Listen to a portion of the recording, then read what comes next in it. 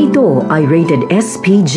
Striktong patnubay at gabay ng magulang ang kailangan. Maaaring may masiselang tema, lengguwahe, karahasan, sexual, horror o droga na hindi angkop sa mga bata.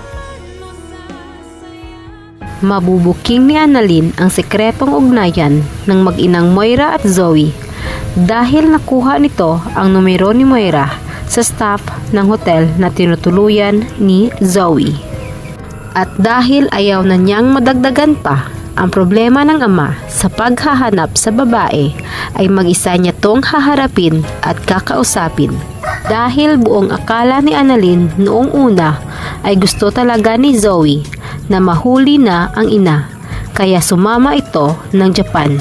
At kaya hindi niya pinaalam sa inaakalang kapatid dahil ayaw niya itong masaktan. At nagbabakasakali na madaan niya sa pakiusap si Moira para sumuko at para matahimik na rin ang buhay ni Zoe. Ngunit laking gulat niya nang makitang magkasama ang mag-ina at mahigpit na nagyayakapan.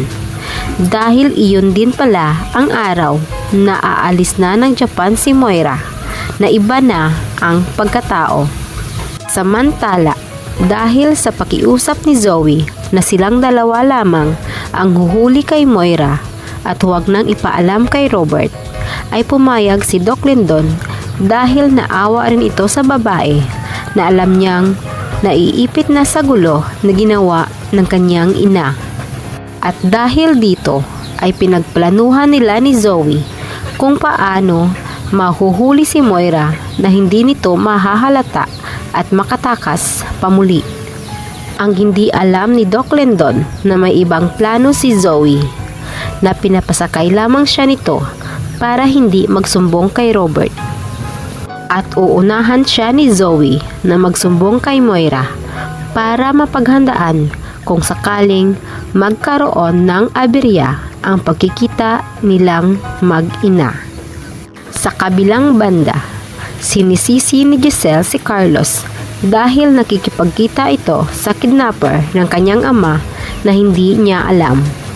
At pinaghihinalaan niya si Carlos na tinulungan nito ang suspect para makakuha ng magaling na abogado para ipaglaban ang kaso. At malaki ang hinalaan ni Giselle na malulusutan niya ito.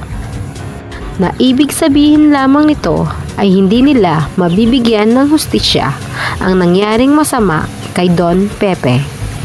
Sa panig ni Carlos naman ay tahimik itong humingi ng tawad sa matanda dahil kung hindi niya tutulungan ang salarin ay paniguradong sabay-sabay sila ni Zoe na babagsak sapagkat hihilain sila nito at si Moira lamang ang makakalusot sapagkat nabigyan na ito ng panibagong pagkatao.